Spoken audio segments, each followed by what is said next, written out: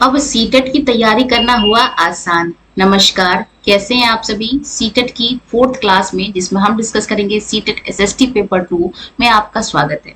दोस्तों 6 सितंबर को आपका एग्जाम है और ये आपकी 4th क्लास है, जिसमें हम लोग टॉपिक वाइज एसएसटी को रिवाइज करते हैं। तो चलिए स्टार्ट करते हैं आज की 4th क्लास, जिसका केवल और केवल हमारा एक ही मोटिव है, एसएसटी सीटेट पेपर 2 में 60/60 नंबर स्कोर करना। तो आज ये हमारा क्लास 4th है और आज की क्लास में हम लोग सुदूर भूमि के साथ संपर्क जो टॉपिक है इसको हम लोग डिस्कस करेंगे। साथ के साथ इसको फिनिश करके दूसरा एक टॉपिक उठाएंगे और उसको भी खत्म करेंगे। तो चलिए बिना किसी डिले किए स्टार्ट करते हैं आज की क्लास को। और पहला प्रश्न ही अपने स्क्रीन पे आ चुका है, जो कि काफी अच्छा है। चलिए इसको स्टार मार्क कर लेते हैं क्योंकि इंपॉर्टेंट क्वेश्चन है।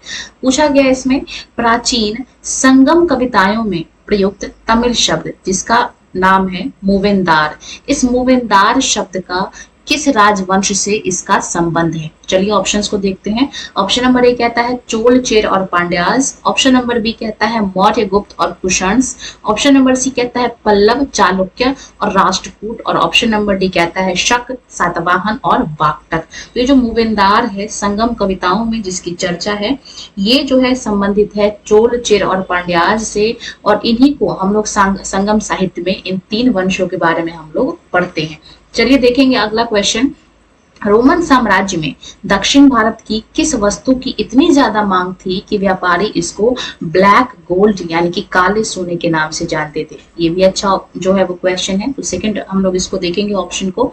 ऑप्शन नंबर ए कहता है दालचीनी। ऑप्शन नंबर बी कहता है इलायची। ऑप्शन नंबर सी कहता है काली मिर्च। और ऑप्शन नंबर डी कहता है लौंग। तो ये जो है ब्लैक गोल्ड, जिसको हम लोग काला सोना कहते थे, ये जो है वो काली मिर्च को कहा जाता था। यानी कि ऑप्शन नंबर सी इसका सही उत्तर है। ठीक है, अगले सवाल को देखेंगे। अच्छा, यहाँ पे मूवेंदार जो शब्द है, इस शब्द का अर्थ अगर पूछ लिया जाए तो इस शब्द का अर्थ है 3 मुखिया। ये भी आपको ध्यान रखना है, कभी कभार पूछ लिया जाता है। फिलहाल सेकंड का जो सही उत्तर है वो ऑप्शन नंबर सी है, यानी कि काली मिर्च। बात करेंगे क्वेश्चन नंबर 3 की। तो this is also one of the most important question. सारे जो क्वेश्चन है वो सिलेक्टिव हैं, काफी इंपॉर्टेंट क्वेश्चन है। एक एक क्वेश्चन को सही तरीके से डिजाइन करके लिए आपके लिए तैयार किया गया है, जो कि आने वाले सीटेट एग्जाम जो कि 6 सितंबर को होना है, इसमें आपके लिए काफी बेनिफिशियल होने वाला है। तो वीडियो को अच्छे से अंत तक देखना है। इसी क्लास में आपका संपूर्ण एसएसटी जो प्रॉपर आपका बैच चलेगा, इन्हीं क्लासेस में आपका संपूर्ण एसएसटी रिवाइज हो जाएगा, रिकॉल हो जाएगा। एनसीईआरटी उठाने की जरूरत ही नहीं है।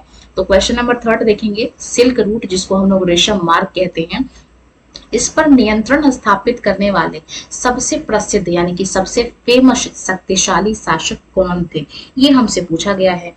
तो इसका ऑप्शन पढ़ लेते हैं। ऑप्शन ए कहता है कुषाण। ऑप्शन बी कहता है सातवाहन। ऑप्शन नंबर सी कहता है यहाँ पे हमारे पास मौर्य। और ऑप्शन नंबर डी कहता है हमारे पास गुप्त। तो यहाँ पे ऑप्शन जो इसका सही है वो होने वाला है आपका ऑप्शन नंबर ए, कुषाण जो है, ये कुषाण वंश के जो शासक थे वो सबसे शक्तिशाली शासक थे। अच्छा, एक सवाल यहाँ पे और आपका बनता है कि कुषाण वंश के संस्थापक कौन थे। तो कुषाण वंश के जो संस्थापक थे, इसका नाम भी इंपॉर्टेंट है, याद कर लीजिए।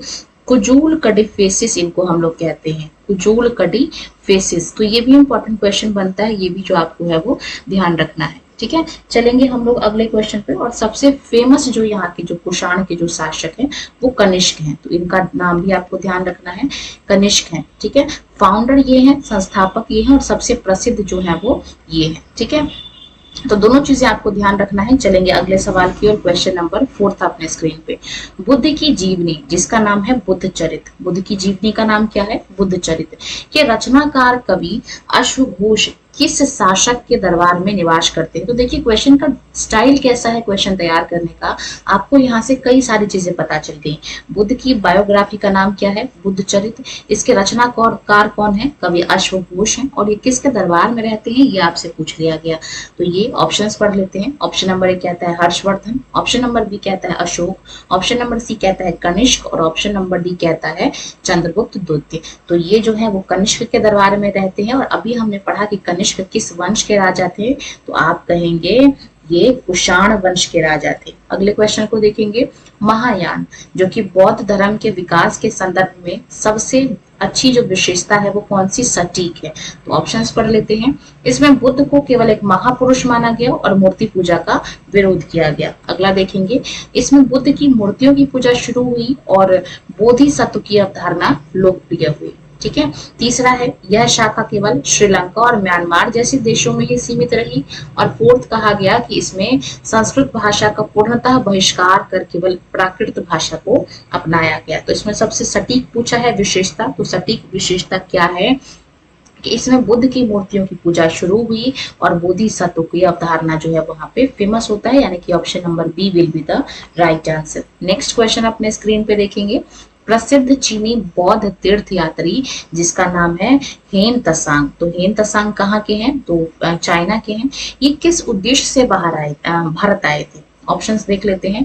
रेशम के व्यापार का विस्तार करने के लिए, ऑप्शन नंबर बी कहता है बुद्ध के जीवन से जुड़े पवित्र स्थानों और बौद्ध ग्रंथों का अध्ययन करने के लिए, ऑप्शन नंबर सी कहता है भारतीय राजाओं के साथ राजनीतिक गठबंधन बनाने के लिए, और ऑप्शन नंबर डी कहता है हिंदू धर्म के वेदों का चीनी भाषा में अनुवाद करने के लिए। तो इसका जो सही उत्तर होने वाला है वो होने वाला है, ये जो हम भारत आए थे बुद्ध के जीवन से जुड़े जितने भी पवित्र स्थान हैं और बौद्ध के ग्रंथ हैं उनकी स्टडी करने के लिए, तो ध्यान रखना है।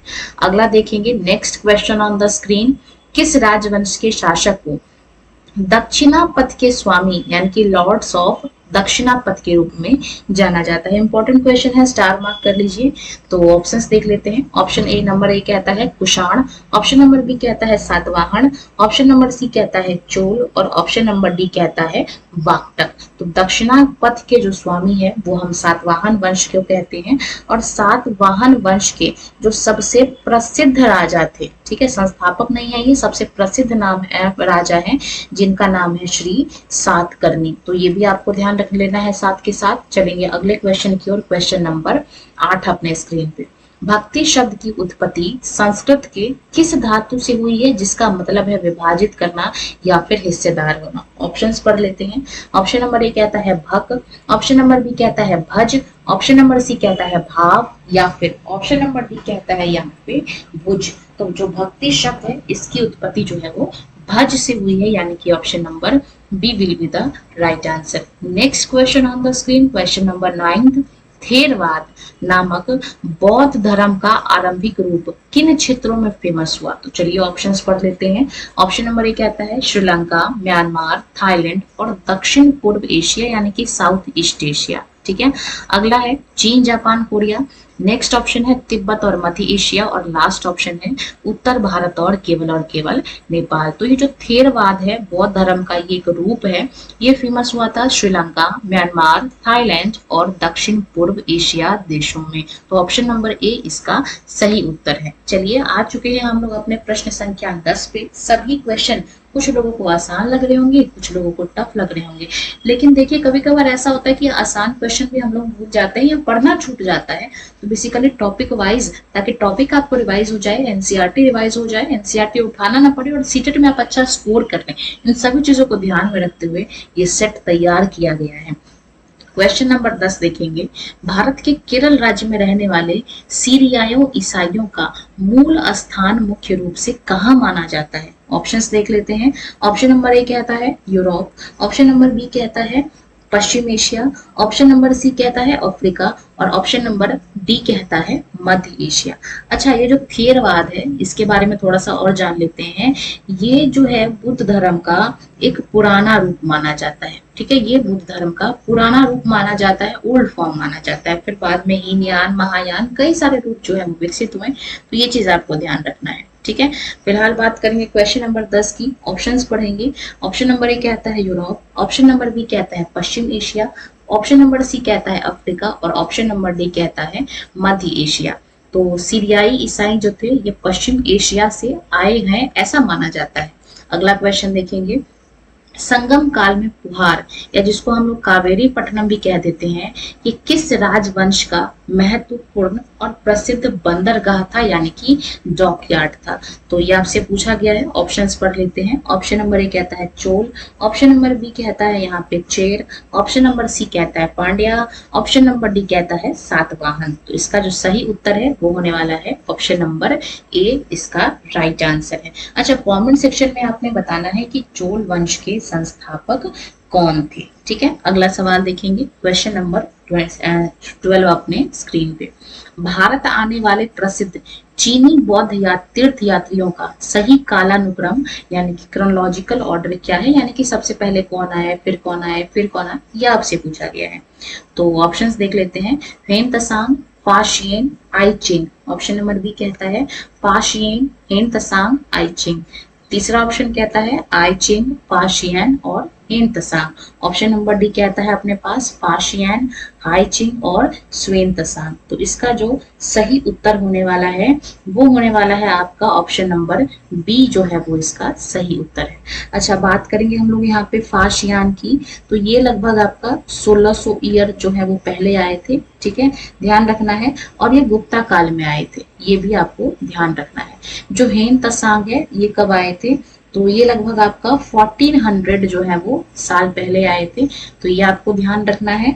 और ये हर्षवर्धन के टाइम पे आए थे, तो ये दोनों चीजें आपको जो है वो ध्यान रखना है। पूछ लिया जाता है कभी कभार ये चीजें भी कि ये किसके कार्यकाल में आए थे। ठीक है, तो दोनों आपको जो है वो ध्यान रखना है।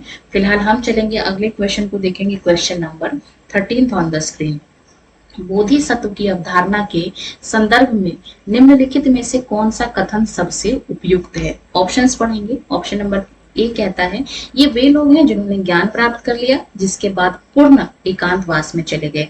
ऑप्शन नंबर बी कहता है ज्ञान प्राप्ति के बाद वो एकांतवास के बजाय लोगों को शिक्षा देने और मदद करने के लिए सांसारिक परिवेश में ही रहे।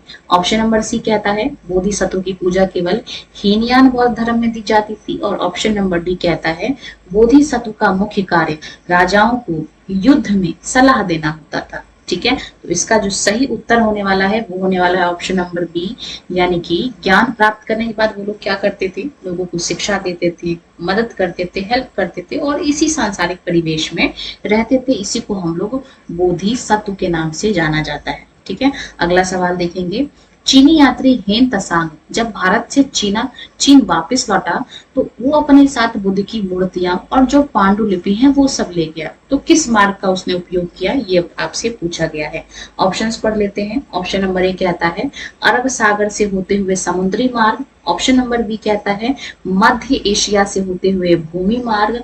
ऑप्शन नंबर सी कहता है बंगाल की खाड़ी से होते हुए समुद्री मार्ग। और ऑप्शन नंबर डी कहता है हिमालय को पैदल पार करते हुए। तो इसका जो सही उत्तर होने वाला है वो होने वाला है घोड़ों पर लाद कर लेके गए थे, यानी कि मध्य एशिया से होते हुए ये जमीन के रास्ते से, भूमि के रास्ते से ये लोग अपने घर पहुंचे थे। अगला सवाल देखेंगे। हेन तसांग और अन्य तीर्थ यात्रियों ने उस समय के सबसे फेमस बौद्ध विद्या केंद्र यानी कि जिसका नाम है नालंदा। नालंदा कहाँ पे है, तो आप कहेंगे बिहार में। यही आपसे पूछ लिया गया है कि किस आधुनिक भारतीय राज्य में स्थित है। तो इसका जो सही उत्तर है ये है ऑप्शन नंबर सी, बिहार। अगला सवाल देखेंगे अपने स्क्रीन पे। रेशम बनाने की तकनीक का आविष्कार सबसे पहले लगभग 7000 वर्ष पूर्व किस देश में हुआ। चलिए ऑप्शंस पढ़ लेते हैं। ऑप्शन नंबर ए कहता है भारत, ऑप्शन नंबर बी कहता है रोम, ऑप्शन नंबर सी कहता है ईरान, या फिर ऑप्शन नंबर डी कहता है चीन यानी कि चाइना। तो रेशम यानी कि सिल्क बनाने की जो टेक्निक है इसका आविष्कार सबसे पहले चाइना में हुआ था, यानी कि ऑप्शन नंबर डी इसका करेक्ट आंसर है। नेक्स्ट क्वेश्चन देखेंगे अपने स्क्रीन पर। दक्षिण भारत के रोम के साथ समृद्ध व्यापारिक संबंधों की पुष्टि पुरातात्विक साक्ष्यों से होती है। दक्षिण भारत के कई स्थानों से बड़ी संख्या में क्या क्या प्राप्त हुए हैं, ये हमसे पूछा गया है। ऑप्शंस पढ़ लेते हैं। ऑप्शन नंबर ए कहता है रोमन हथियार, ऑप्शन नंबर बी कहता है रोमन सोने के सिक्के, ऑप्शन नंबर सी कहता है रोमन रथ और ऑप्शन नंबर डी कहता है रोमन की मूर्तियां। तो हमको यहाँ से रोमन के सिक्के प्राप्त हुए, यानी कि ऑप्शन नंबर बी इसका सही उत्तर है। अगले सवाल को देखेंगे अपने स्क्रीन पे। भक्ति मार्ग की चर्चा सबसे पहले हिंदुओं के किस पवित्र ग्रंथ में प्रमुखता से की गई थी भक्ति मार्ग की चर्चा? ऑप्शंस पढ़ लेते हैं। ऑप्शन नंबर ए कहता है ऋग्वेद, ऑप्शन नंबर बी कहता है Bhagavad Gita, option number C कहता है उपनिषद, या फिर ऑप्शन नंबर डी कहता है सामवेद। तो इसका जो करेक्ट आंसर होने वाला है वो होने वाला है भगवत गीता। सबसे पहले इसकी चर्चा भगवत गीता में ही की गई थी। अगला सवाल देखेंगे अपने स्क्रीन पे। संगम साहित्य में उल्लेखित राजवंश जिसका नाम है पांड्यास, जिसको हम लोग कहते हैं, इनकी राजधानी कौन सी थी, ये हमसे पूछ लिया गया है। ऑप्शंस देख लेते हैं। ऑप्शन नंबर ए कहता है उदयपुर, ऑप्शन नंबर बी कहता है पुहार, ऑप्शन नंबर सी कहता है मदुरई और ऑप्शन नंबर डी कहता है कांचीपुरम। तो इसका जो सही उत्तर होने वाला है वो होने वाला है मदुरई। ठीक है, ऑप्शन नंबर सी। अगला सवाल देखेंगे, क्वेश्चन नंबर 20। बौद्ध धर्म की नई शाखा जिसका नाम है महायान। थेरवाद प्राचीन रूप था और हीनयान और महायान बाद में आया। तो ये किन क्षेत्रों में प्रमुखता से इसका प्रचार प्रसार हुआ वो हमसे पूछ लिया गया है। ऑप्शन चलिए पढ़ लेते हैं। ऑप्शन नंबर ए कहता है श्रीलंका और म्यांमार, ऑप्शन नंबर बी कहता है मध्य एशिया, चीन और बाद में कोरिया, जापान, ऑप्शन नंबर सी कहता है आपके पास यहाँ पे केवल दक्षिण भारत और ऑप्शन नंबर डी कहता है यूरोप और अफ्रीका। तो इसका जो सही उत्तर होने वाला है वो होने वाला है मध्य एशिया, चीन और बाद में कोरिया और जापान भी इसमें शामिल हो गया, यानी कि ऑप्शन नंबर बी इसका सही उत्तर है। देखते ही देखते हमने 20 जो क्वेश्चन है वहां पे कंप्लीट कर लिया है। अब एक नए टॉपिक को उठाते हैं जिसका नाम है राजनीतिक घटनाक्रम। इस टॉपिक से हम लोग क्वेश्चंस को अब डिस्कस करना शुरू करेंगे। तो चलिए स्टार्ट करते हैं। क्वेश्चन नंबर 21 को देखेंगे। इलाहाबाद जिसका आज का नाम प्रयागराज है, इसका जो प्रसिद्ध अशोक स्तंभ है अभिलेख, वो मुख्य रूप से किस गुप्त शासक की प्रशंसा, जिसको हम लोग संस्कृत में प्रशस्ति भी कह देते हैं, लिखा गया है। यानी कि इलाहाबाद से जो हमें अशोक का स्तंभ प्राप्त हुआ है अभिलेख, वो किस गुप्त शासक की प्रशंसा में लिखा गया था? ऑप्शंस पढ़ लेते हैं। ऑप्शन नंबर ए कहता है Chandragupta Maurya, option number B कहता है समुद्रगुप्त, ऑप्शन नंबर सी कहता है कुमार गुप्त और ऑप्शन नंबर डी कहता है चंद्रगुप्त द्वितीय। ठीक है, तो हम सभी जानते हैं मौर्य वंश का एक बहुत ही प्रसिद्ध राजा था समुद्रगुप्त, जिन्होंने काफी अच्छे तरीके से शासन किया, यानी कि ऑप्शन नंबर बी इसका सही उत्तर है। अगला सवाल देखेंगे। राजा हर्षवर्धन के दरबारी कवि जिसका नाम है बाणभट्ट। तो यहाँ से एक चीज हमें पता चलता है कि हर्षवर्धन के दरबारी कवि कौन थे, आप कहेंगे बाणभट्ट। अब इन बाणभट्ट ने क्या किया, इनकी एक बायोग्राफी लिखी, हर्षवर्धन की जीवनी लिखी और उसका नाम रखा हर्षचरित्र। ये किस भाषा में लिखा गया ये हमसे पूछा गया है। ऑप्शंस पढ़ लेते हैं। ऑप्शन नंबर ए कहता है यहाँ पे प्राकृत, ऑप्शन नंबर बी कहता है यहाँ पे पाली, ऑप्शन नंबर सी कहता है संस्कृत और ऑप्शन नंबर डी कहता है तमिल। तो इसका जो सही उत्तर होने वाला है, अच्छा ये जो प्रशस्ति है ये किसने लिखा था, तो ये भी किसने लिखा था, हरिसेन कवि ने लिखा था। ये आपको ध्यान रखना है। ठीक है, इलाहाबाद स्तंभ वाली जो अभिलेख है ये किसने लिखा था, हरिसेन कवि ने लिखा था। ठीक है, और ये जो हर्षचरित्र है ये किसने लिखा था, तो बाणभट्ट ने लिखा था। बाणभट्ट राजा हर्षवर्धन के दरबारी कवि थे और इन्होंने संस्कृत भाषा में हर्षचरित्र को लिखा था, यानी कि ऑप्शन नंबर सी इसका सही उत्तर है। अगले सवाल को देखेंगे। Question number 23 on the screen. पल्लवों और चालुक्यों के संदर्भ में उनकी राजधानियों का सही से मिलान करना है। ऑप्शंस देख लेते हैं। ऑप्शन नंबर ए कहता है पल्लव मदुरई और चालुक्य का पुहार है। ऑप्शन नंबर बी कहता है पल्लव का कांचीपुरम और चालुक्य का एहोल है। ऑप्शन नंबर सी कहता है पल्लव का एहोल और चालुक्य का कांचीपुरम है और ऑप्शन नंबर डी कहता है हमारे पास पल्लव का उरैयूर है, चालुक्य का बादामी है। तो इसका जो सही उत्तर है वो होने वाला है पल्लव का कांचीपुरम है और चालुक्य का एहोल है, यानी कि option number B will be the right answer of question number 23। चलिए चलते हैं नेक्स्ट क्वेश्चन 24 की ओर। चालुक्य वंश के सबसे प्रसिद्ध शासक जिसका नाम है पुलकेशिन द्वितीय, इनके बारे में किस दरबारी कवि की प्रशस्ति से जानकारी मिलती है? ऑप्शंस पढ़ लेते हैं। ऑप्शन नंबर ए कहता है अपने पास हरिसेन, ऑप्शन नंबर बी कहता है बाणभट्ट, ऑप्शन नंबर सी कहता है रवि कीर्ति और ऑप्शन नंबर डी कहता है अश्वघोष। तो इसका जो सही उत्तर होने वाला है वो होने वाला है option number C Ravi Kirti. अगले सवाल को देखेंगे। Question number 25 on the screen. पल्लवों के अभिलेख में दक्षिण भारत की कई सारी स्थानीय सभाओं की चर्चा है। तो इसमें से उड़ क्या थी ये हमसे पूछा गया है। तो ये उड़ क्या है ये हमसे पूछा गया है। ऑप्शंस पढ़ लेते हैं। ब्राह्मण भूस्वामियों का संगठन जिनके पास जमीनें थी, व्यापारियों का संगठन, तीसरा है ग्राम सभा जहां भूस्वामी ब्राह्मण नहीं होते थे, और ऑप्शन नंबर डी कहता है शिल्पकारों की समिति। तो इसका जो सही उत्तर है उड़, ये दिखाता है ग्राम सभा को, यानी कि जिनके ओनर, जहां पे भूमि का स्वामी ब्राह्मण नहीं होते थे। अगला सवाल देखेंगे, question number 26 on the screen. गुप्त काल के प्रशासन में आए बदलावों के संबंध में इनमें से कौन सा स्टेटमेंट सत्य है? चलिए ऑप्शंस पढ़ लेते हैं। प्रशासन के महत्वपूर्ण पद अब वंशानुगत नहीं होते थे। सेकंड देखेंगे, एक ही व्यक्ति कई महत्वपूर्ण पदों पर कार्य कर सकता था।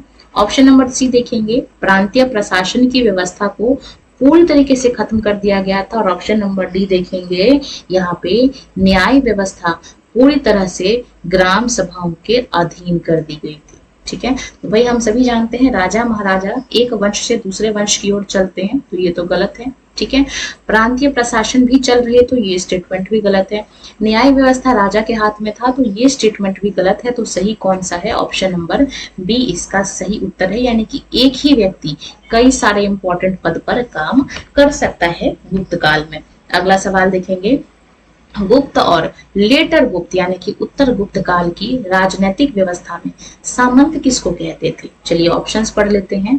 वे सैन्य नेता जो जरूरत पड़ने पर राजा को सेना देते थे और भूमि पे टैक्स वसूलते थे। अगला सवाल, अगला क्वेश्चन ऑप्शन देखेंगे, वे राजा जो दरबार में धार्मिक अनुष्ठान संपन्न कराते थे। ऑप्शन नंबर सी देखेंगे, यहाँ पे हम लोग जो विदेशी व्यापार का पूर्ण रूप से नियंत्रण करते थे। और ऑप्शन नंबर डी देखेंगे, जो न्याय प्रणाली में सर्वोच्च न्यायाधीश होते थे। तो सामंत हम लोग किसको कहते हैं? वे सैन्य नेता जो जरूरत पड़ने पर राजा को सेना देते थे और बदले में वो लोग क्या करते थे? टैक्स वसूलते थे भूमि का। ठीक है, अगला सवाल देखेंगे, जब राजा हर्षवर्धन ने अपनी सत्ता का विस्तार करने के लिए नर्मदा नदी को पार करके दक्कन की ओर बढ़ने की कोशिश की, उनको किस शासक ने रोक दिया? ये हमसे पूछ लिया गया है। ऑप्शंस पढ़ लेते हैं। ऑप्शन नंबर ए कहता है Chandragupta Vikramaditya. Option number B कहता है यहाँ पे Gautami Putra Shri Satakarni. Option number C कहता है नरसिंह वर्मन प्रथम। और ऑप्शन नंबर डी कहता है पुलकेशिन द्वितीय।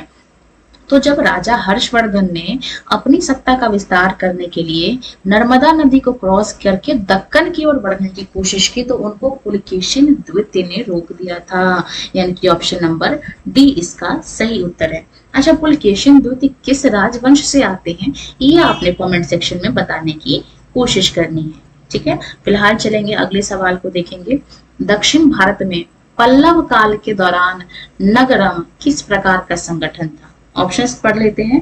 ऑप्शन नंबर ए कहता है सेनापतियों की परिषद। ऑप्शन नंबर बी कहता है ब्राह्मण पुजारियों की सभा। ऑप्शन नंबर सी कहता है व्यापारियों का संगठन, या फिर ऑप्शन नंबर डी कहता है कृषकों का संघ। तो इसका जो सही उत्तर होने वाला है, नगरम का मतलब क्या होता है? व्यापारियों का संगठन।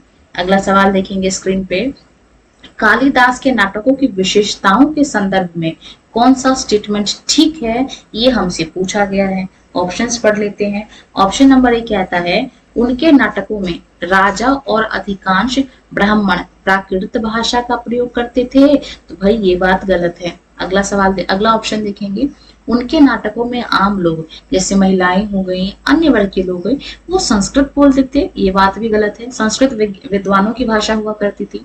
ऑप्शन नंबर सी देखेंगे, उनके नाटकों में राजा और ब्राह्मण संस्कृत बोलते हैं जबकि आम लोग और महिलाएं प्राकृत भाषाएं बोलती हैं। तो ये जो ऑप्शन है वो बिल्कुल सही तरीके से ट्रू है, यानी कि option number C will be the right answer of question number 30th। चलेंगे 31 क्वेश्चन पे है।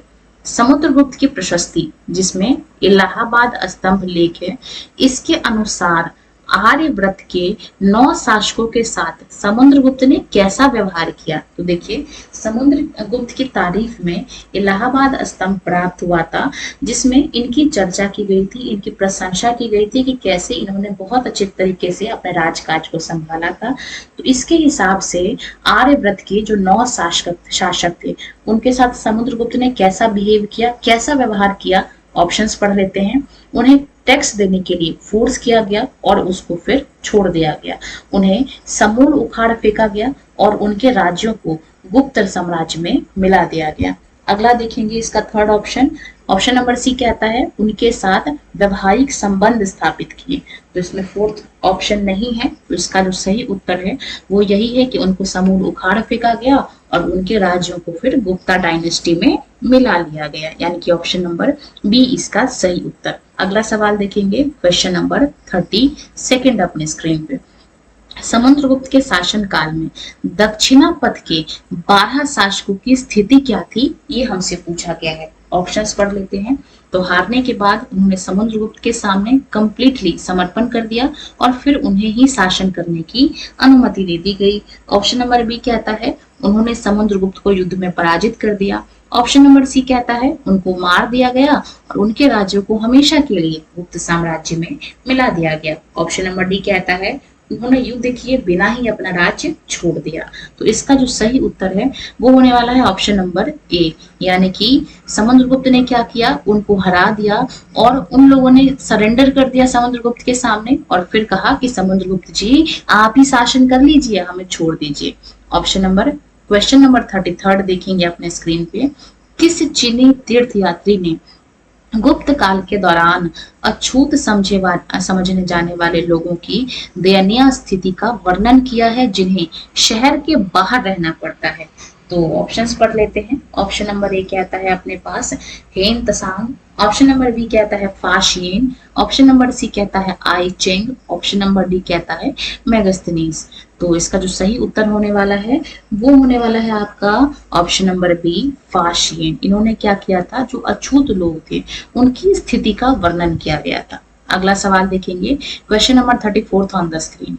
गुप्त कालीन प्रशासन में संधि विग्रहिक इसका मतलब क्या है, ये हमसे पूछा गया है। ऑप्शंस पढ़ लेते हैं। मुख्य न्यायाधीश, ऑप्शन नंबर बी कहता है युद्ध और शांति का मंत्री, ऑप्शन नंबर सी कहता है मुख्य बैंकर या फिर खंजाची, और ऑप्शन नंबर डी कहता है नगर का प्रमुख वास्तुकार। वाला है वो होने वाला है ऑप्शन नंबर बी युद्ध और शांति का मंत्री। अगले सवाल को देखेंगे।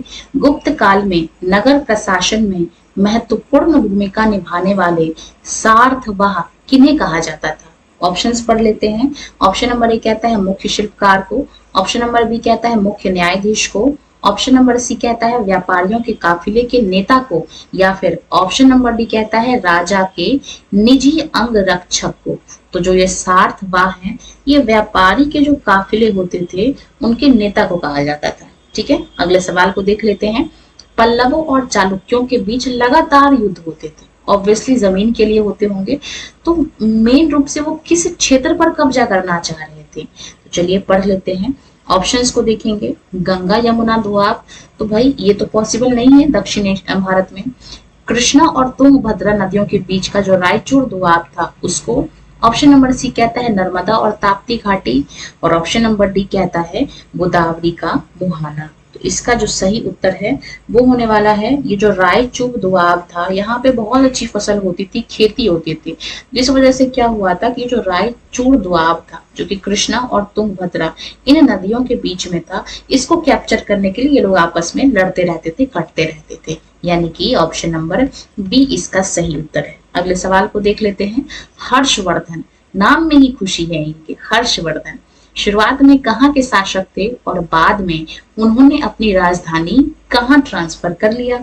ऑप्शंस पढ़ लेते हैं। ऑप्शन नंबर ए कहता है थानसेन से कन्नौज, ऑप्शन नंबर बी कहता है कन्नौज से थानसेन, ऑप्शन नंबर सी कहता है पाटलिपुत्र से उज्जैन, और ऑप्शन नंबर डी कहता है मगध से वल्लभी। तो इसका जो सही उत्तर है ये जो हर्षवर्धन थे इन्होंने क्या किया था, अपने कैपिटल को ट्रांसफर किया था थानसेन से कन्नौज। ठीक है, यानी कि ऑप्शन नंबर ए जो है वो इसका सही उत्तर है। ठीक है, तो ये सम्राट हर्षवर्धन इन्होंने क्या किया था, थानेश्वर से कन्नौज अपनी राजधानी को ट्रांसफर कर लिया था। ठीक है, तो इन्होंने क्या किया कि इनकी बहन की पति की डेथ हो गई थी, जिसके बाद इन्होंने ये वाला जो काम है वो किया था। ठीक है, चलिए अगले सवाल को देखेंगे। अगला सवाल है अपने स्क्रीन पे, क्वेश्चन नंबर 38।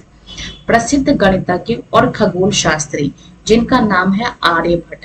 ठीक है, वो आपने तो सुना ही होगा, शून्य दिया जब भारत ने दुनिया को तब गिनती आई। तो शून्य का आविष्कार आर्यभट्ट ने ही किया है। ये किस शासक के दरबार की शोभा बढ़ाते थे? तो देख लीजिए कितने फेमस होते हैं दरबारी कवि कि ये राजा के दरबार का शोभा बढ़ाते हैं। तो इसका ऑप्शंस पढ़ लेते हैं। ऑप्शन नंबर ए कहता है अशोक, ऑप्शन नंबर बी कहता है हर्षवर्धन, ऑप्शन नंबर सी कहता है चंद्रगुप्त सेकेंड, जिसको हम लोग विक्रमादित्य के भी नाम से जान लेते हैं, और ऑप्शन नंबर डी कहता है कनिष्क। तो ये जो है जिनको हम लोग रत्न भी कह सकते हैं, ये चंद्रगुप्त सेकेंड है, जिसको हम लोग विक्रमादित्य कहते हैं। उनके दरबार में ये सुशोभित थे और इनके दरबार की शोभा बढ़ा रहे थे। चलिए आज के 39th क्वेश्चन को डिस्कस करते हैं। पल्लव काल में सभा, अब सभा किसको कहते हैं, तो ब्राह्मण भूस्वामी के संगठन को हम लोग सभा कहते हैं। ये अपना कार्य कैसे सुचारू रूप से करती थी, यानी कि कैसे सही तरीके से करती थी? ऑप्शंस पढ़ लेते हैं। राजा इनको सीधे आदेश देते थे, ठीक है, या फिर उप समितियों यानी कि सब कमेटी के माध्यम से, तीसरा है महिलाओं के विशेष समूह द्वारा, या फिर ऑप्शन नंबर लास्ट कह रहा है विदेशी व्यापारियों की मदद से। तो ये शासन कैसे चलाते थे, उप समितियों के माध्यम से, यानी कि ऑप्शन नंबर बी इसका सही उत्तर है। क्वेश्चन नंबर 40 देखेंगे अपने स्क्रीन पे। हरिसेन द्वारा रचित प्रशस्ति में समुद्रगुप्त की जो माता है जिनका नाम है कुमार देवी, ये किस प्रसिद्ध गण से संबंधित थी, ये हमसे पूछा गया है। तो ऑप्शंस पढ़ लेते हैं। ऑप्शन नंबर ए कहता है शाक्य क्लेन यानी कि शाक्य गण, ऑप्शन नंबर बी कहता है मल्ल गण, ऑप्शन नंबर सी कहता है लिच्छवी गण, और ऑप्शन नंबर डी कहता है वज्जी गण।